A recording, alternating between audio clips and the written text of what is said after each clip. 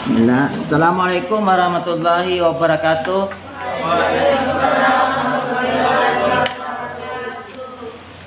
Selamat siang. Siang. Present bisa. Hukum yes.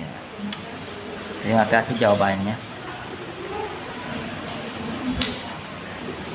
Ya, yel-yel yang tidak bersemangat. Ulang ya. Selamat siang. Siang. Present bisa. Hukum yes. Gitu dong. Walaupun di luar ini gelap gulita, pertandakan hujan. Sudah hujan ya?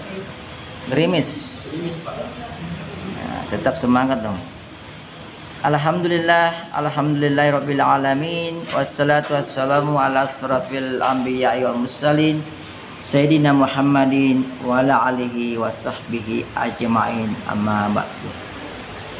Peserta mata kuliah hukum acara perdata kelas C. Kelas C ya? Yang saya banggakan, yang manis-manis, yang ganteng-ganteng. Selamat berjumpa kembali dalam kuliah saya hari Rabu tanggal 23 ya? 24 kan? Hari Rabu tanggal 24 April 2024. Tanggal 24 bulan 4 tahun 2024. Cantik harinya ya hari ini.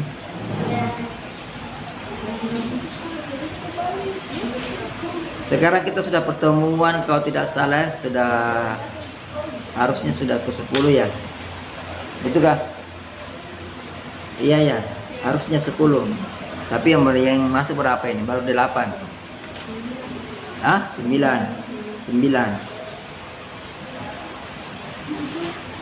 Aduh ini. Berhubung karena jaringannya kurang bagus, sehingga saya tidak bisa lakukan presensi online ya. Mau buat juga presensi biasa juga tidak bisa juga, harus hari ini. Ini jaringan tidak bagus ini. Jaringannya mati, tidak usah. Karena biar manual juga tidak saya masukkan juga. Karena kalau besok terlambat, tidak boleh masukkan besok. Kecuali di hari H terakhir. Jadi anggaplah yang tidak masuk itu tersekot ya. Nanti kalau di akhir saya anggap hadir saja. Jangan iri ya. Iri lagi tidak datang dianggap datang. Kebetulan hari ini jaringannya hilang, wifi-nya hilang. Mau pakai data tidak bisa juga, sama karena hujan. Hari ini kita masuk pada materi kumulasi gugatan. Pernah dengar kata kumulasi toh? Pernah dengar kumulasi? Pernah tahu sering kumulasi? Kumulasi atau kumulasi sama ya, kumulasi. Apa itu kumulasi ya? Arti persamaan katanya apa itu? Ya, menggabungkan. Jadi penggabungan atau menggabungkan. Jadi penggabungan gugatan. Saya mau maaf sekali lagi, hari ini saya tidak bisa kuliah seperti biasanya berlama-lama karena ada tamu yang mau datang. Kebetulan tamu itu akan mengunjungi perpustakaan dan saya diminta hadir di perpustakaan.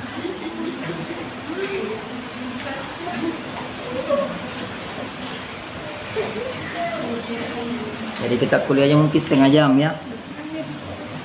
Kumulasi gugatan, kecuali ada yang bertanya.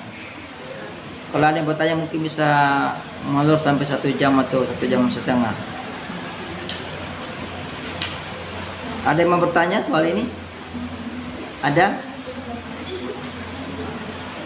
Ini saya lihat banyak wajah-wajah baru. Ya, banyak wajah-wajah baru. Tidak apa-apa lah. Banyak baru masuk itu? Baru masuk ini kayak ini nih. Mimi baru masuk. Toh? Jarang saya lihat. Apa?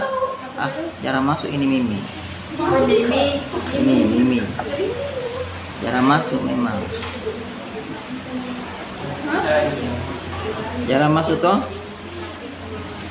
Ya, laki-lakinya ada berapa orang? 5 orang kah? Ya, 5. Apalah. Nanti di meetnya di Quran ya. Kita akan meet mungkin dekat-dekat ini kita meet tes. Saya tidak akan memberitahukan. Sudah meet tes belum toh? Nah, dekat-dekat ini kita akan meet tes. Ya, bukan hari ini. Dekat-dekat ini. Ini kan sudah pertemuan keberapa ini? Harusnya kalian meet tes itu minggu lalu. Saya tidak memberitahukan minggunya, minggu berapa. Jelas ketika saya bilang meet ya, siap-siap saja belajar. Jadi saya maunya kalian belajar setiap hari. Diberitahu juga otominya juga saya pikir tidak guna juga karena kalian juga tidak belajar. Terbuktikan semester lalu banyak gugur. Jadi semester ini saya minta belajar ya. Jadi meetnya saya tidak akan beritahukan lagi kapan waktunya, yang jelas waktunya hari Rabu. Bukan hari Kamis, hari Rabu. Tanggalnya saya tidak tahu. Mungkin minggu depan, mungkin 2 minggu depan, mungkin 1 hari sebelum final kita meet dulu. Jadi siap-siap saja. Oke. Itu ya. Dan meet itu bagi saya penting sekali karena salah satu penilaian. Selain kehadiran, tugas, anggaplah ini tugasnya kalian saya sudah anggap 100% masuk. Saya pukul rata 100%.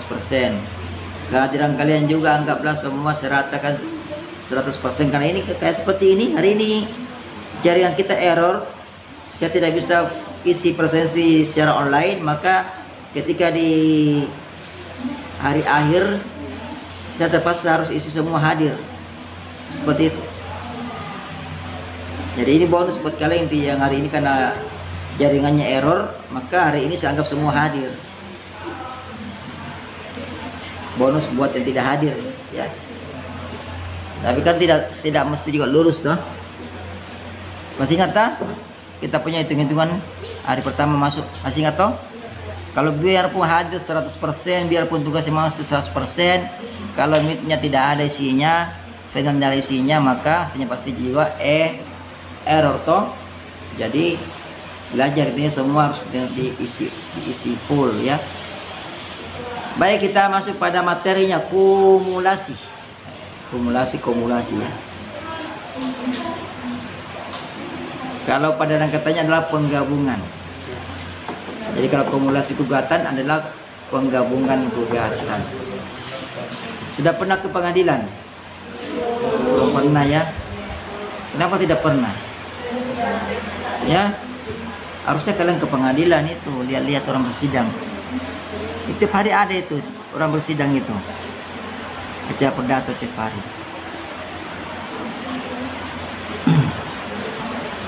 Walaupun saya mengajarkan tugas ya, tapi sering-sering ke pengadilan ya. Melihat orang bersidang bagaimana, di mana duduknya penggugat, di mana duduk tergugat. Tidak mesti nanti dipraktik baru dipelajari.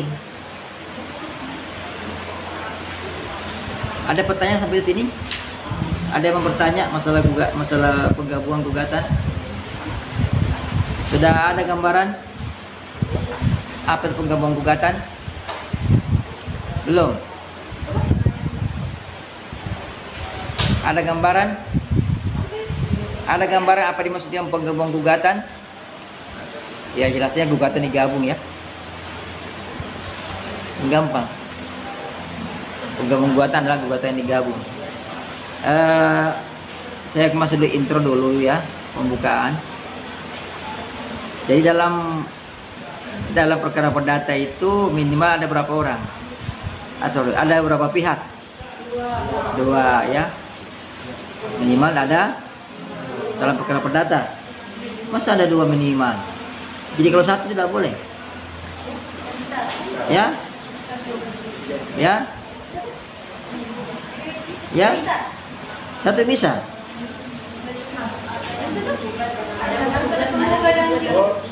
Ada penggugat ada. Apalagi? Ya, minimal 2 pihak ya, penggugat dan tergugat atau pemohon dan termohon. Istilah kalau penggugat itu kita gunakan di jurisdiksio, apa istilahnya? Kalau penggugat dan tergugat, istilah kita dipakai di peradilan apa? Kan ada dua jenis peradilan, kan? Masih ingat toh? Ada dua jenis peradilan. Yang pertama contentiosa, itu berarti penggugat dan tergugat. Kalau voluntaria berarti pemohon dan termohon. Jadi kalau bicara masalah penggugat dan tergugat berarti ada apa sih itu? Ada? Bukan. Ini semua perkara, tapi perkara kan tidak ada dua. Ya, ada yang mengandung ini, ada yang mengandung itu. Kalau kita menggunakan istilah penggugat dan tergugat berarti ada apa sih itu? Ada apa? Ada sengketa. Ya. Jadi kalau sudah bicara penggugat dan tergugat berarti itu sudah masuk dalam ranah jurisdiksio konten, bukan kontestan ya, kontentiosa. Nah dalam perkara perdata itu baik itu jurisdiksio kontentiosa maupun jurisdiksio voluntaria itu minimal ada dua pihak, ada penggugat, ada tergugat, ada pemohon, ada termohon. Minimal dua pihak ya. Berarti bisa lebih dari itu. Bisa. Contohnya apa? Ada pihak penggugat, ada pihak tergugat. Apa? Apalagi? Ya. Ya, ada pihak turut tergugat. Tapi turut tergugat itu bukan orang yang berperkara langsung, ya. Ya. Gitu ya. Ada juga intervenien. Intervenien atau intervenien? Saya pernah jelaskan sekilas kayaknya intervenien itu adalah orang yang turut campur dalam persidangan berlangsung atau lembaga tersebut intervensi, turut campur ya. Tapi nanti kita pelajari itu ya. Tapi kayaknya sudah pernah deh saya kasih berikan sekilas ya. Kalau kalian lupa berarti resiko kalian itu. Seingat saya sudah pernah singgung sedikit. Tapi itu nanti juga ada materi tersendirinya ya, supaya lebih jelas. Jadi bisa ada penggugat, bisa ada tergugat ya. Bisa juga ada intervenien ya, yaitu orang yang masuk turut campur dalam perkara sedang berlangsung, entah diminta oleh salah satu pihak atau entah dia masuk sendiri. Ada juga turut tergugat. Tapi semuanya ini ya, kalau turut tergugat itu bukan pihak yang punya kepentingan langsung, hanya dimasukkan supaya jangan ada kurang pihak. Misalnya kalau kalian menggugat masalah sengketa sertifikat yang kalian gugat itu ya, ada namanya tergugat ya, ada juga turut tergugat. Siapa turut tergugatnya? BPN, karena BPN yang mengeluarkan sertifikat sehingga dia juga digugat, tapi sebagai turut tergugat, bukan tergugat, turut tergugat. Nah, itu nanti akan kalian dapat nanti kalau praktek itu ya. Jadi minimal ada dua pihak, penggugat dan tergugat.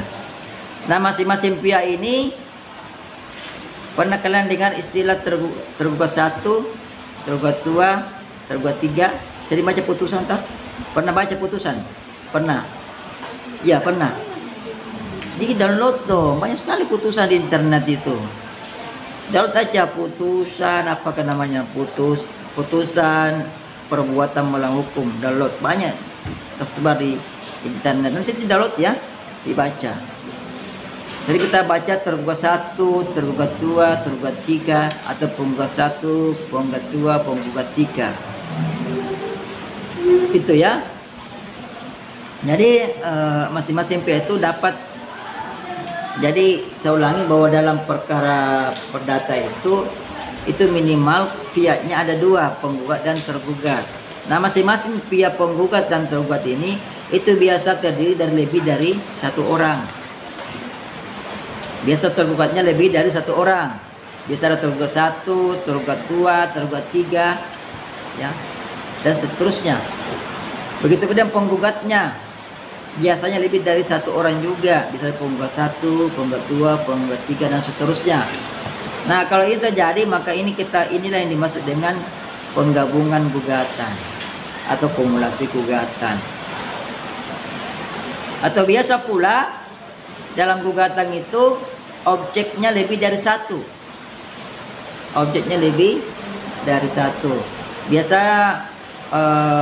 objeknya itu tanah, tapi tanahnya bukan satu bidang, tapi bisa 2-3 bidang.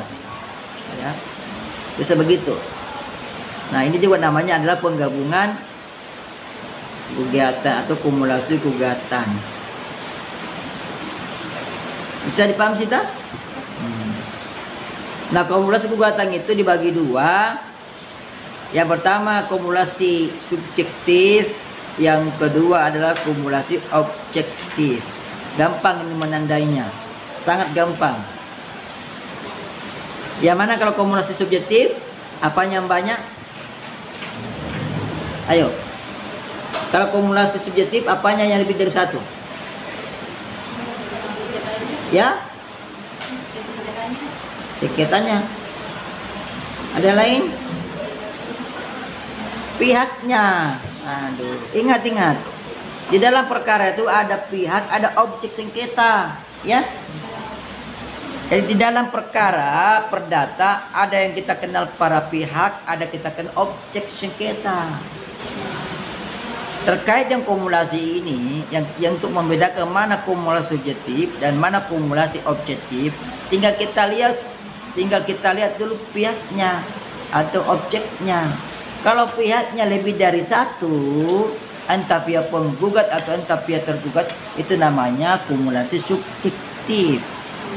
Pihaknya yang lebih dari satu, Pak.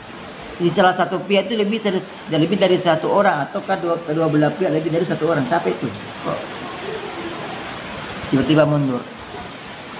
Ya, begitu. Jadi misalnya, sebelah. Segera orang ngintip. Segera diintip, highlight yang diintip. Bukan nyimumu highlight. Bukan tamamu tadi itu. Bukan tamamu. Bukan musuh. Tidak kenal? Masa sesama fakultas tidak kenal? Tidak kenal tadi itu? Atau pura-pura tidak kenal? Pura-pura tidak kenal atau kenal? Tidak kenal memang. Itu tadi fakultas hukum tadi masuk hukum tadi itu. Baguslah kalau tidak saling kenal, biar konsentrasinya ada, ya. Karena biasanya cowok itu kalau di kampus banyak dia kenal cewek, biasa tidak belajar. Ya, konsentrasinya pecah karena banyak yang dikasih perhatian. Ya. Jadi kita kembali pada laptop. Jadi apabila pihaknya baik penggugat maupun tergugat lebih dari satu orang, jadi misalnya pihak penggugat lebih dari satu, ada penggugat satu, ada penggugat dua, ada penggugat tiga, ya, maka itu kita kenal yang istilah kumulasi kumulasi subjektif. Itu pembedanya, ya. Nah, kalau kumulasi objektif, kita lihat objek perkaranya, objek yang disengketakan.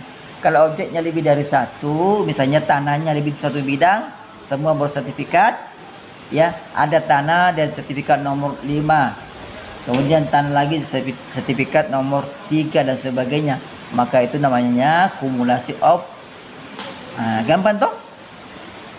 Iya, kumulasi objektif. Gampang toh bedakannya? Bisa? Sudah bisa membedakan? Apalagi mau diulang? Tadi sudah jelas tadi. Kalau belum jelas, nanti nonton konten saya, ada di YouTube kok. Gampang tahu membedakannya? Tinggal melihat kalau pihaknya baik penggugat ataupun tergugat lebih dari satu, maka itu namanya kumulasi subjektif. Kalau objek sengketanya lebih dari satu, maka itu namanya kumulasi objektif. Sudah gampang itu, selesai perkara kalau itu. Ya, ini hanya teori, di praktek kita tidak kenal. Kalau kalian masuk pengadilan bikin gugatan, tidak ada istilah gugatan kumulasi kumulasi gugatan tidak ada, ya. Teori saja ini. Tapi dalam prakteknya terjadi, tapi namanya bukan kumulasi subjektif. Ingat, di dalam membuat gugatan itu tidak ada nama kumulasi subjektif maupun objektif, ya. Jadi kan itu surat, itu katakan surat, ya. Ada nama perihal. Hanya dua perihalnya kalau perkara perdata. Yang pertama perbuatan melawan hukum, yang kedua wan prestasi. Ya. Jadi kalau menulis gugatan maksudnya perihal dua, ditulis perbuatan melawan hukum atau uang prestasi, saja dua, ya, tidak ada lain. Ya, jangan tulis lagi perihal gugatan, perihal penggabungan gugatan, tidak ada, ya, itu kan perihal itu. Ini hanya istilah saja, ya, sehingga kalau kalian berpraktek, ya, tinggal bilang ini gugatannya apa, ini gugatannya penggabungan apa, oh, ya, gampang tahu.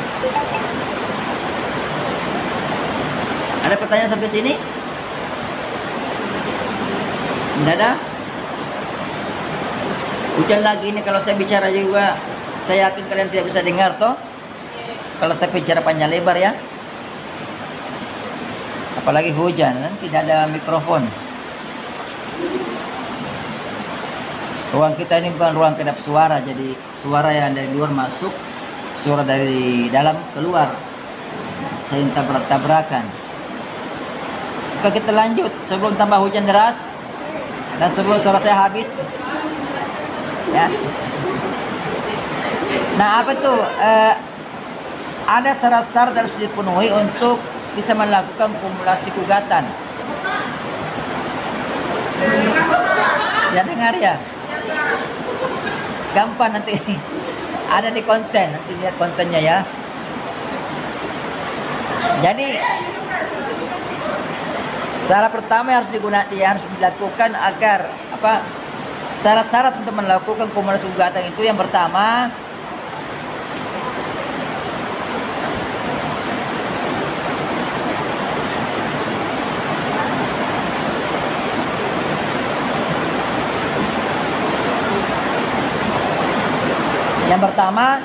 kalau untuk tuntutan atau gugatan tertentu diperlukan suatu acara khusus, sedangkan tuntutan lainnya diperlukan acara biasa,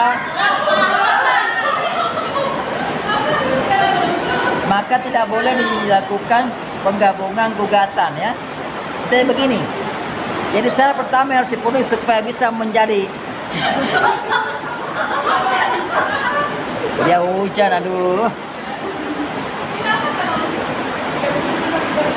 Jadi syarat pertama tidak boleh menggabungkan gugatan apabila pemeriksaannya berbeda, yang satu khusus, yang satu biasa. Dapat digabung.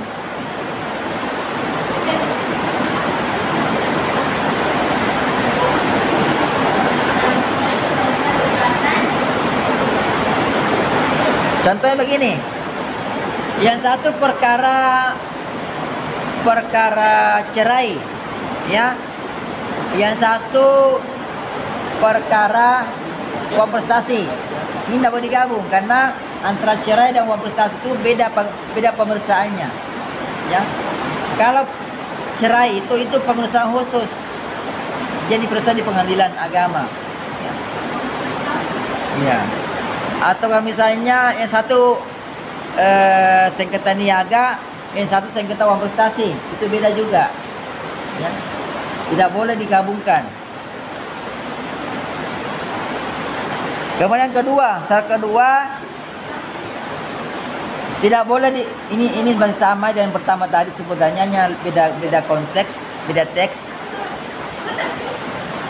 Tidak boleh digabungkan apabila pengadilan yang memeriksa itu secara relatif memiliki kompetensi yang berbeda.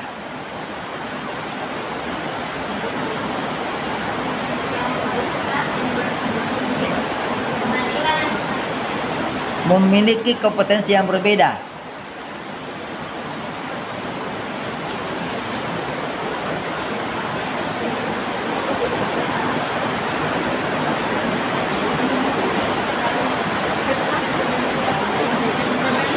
Kemudian ketiga, gugatan terhadap besit tidak boleh digabungkan dengan ayhendom. Tahu besit? Tahu? Pernah ya di perdata tak?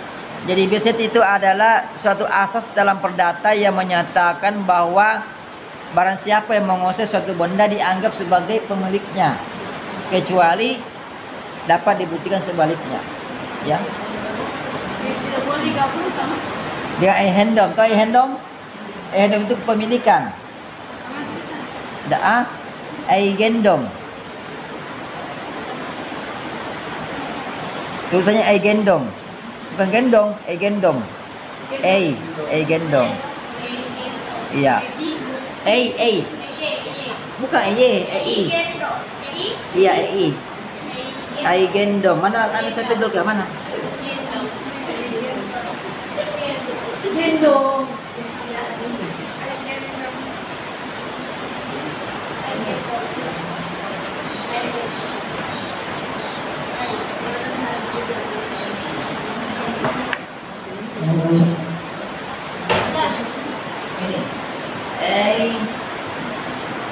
Aygendom.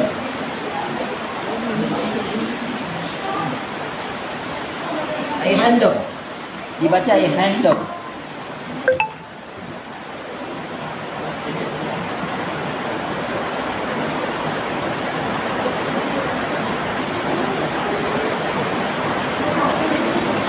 Nah, itulah tadi hari ini sekian dulu ya, karena hujan. Sakit juga telah kawan saya bicara teriak. Sampai ketemu minggu depan. Minggu depan kita masuk pada pemeriksaan gugatan, ya. Jadi setelah gugatan didaftarkan itu kita tutup pemeriksaan.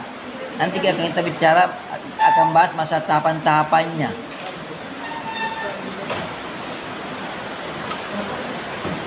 Menutup kuliah kita hari ini, kita baca lagi, kita lagi. Selamat siang.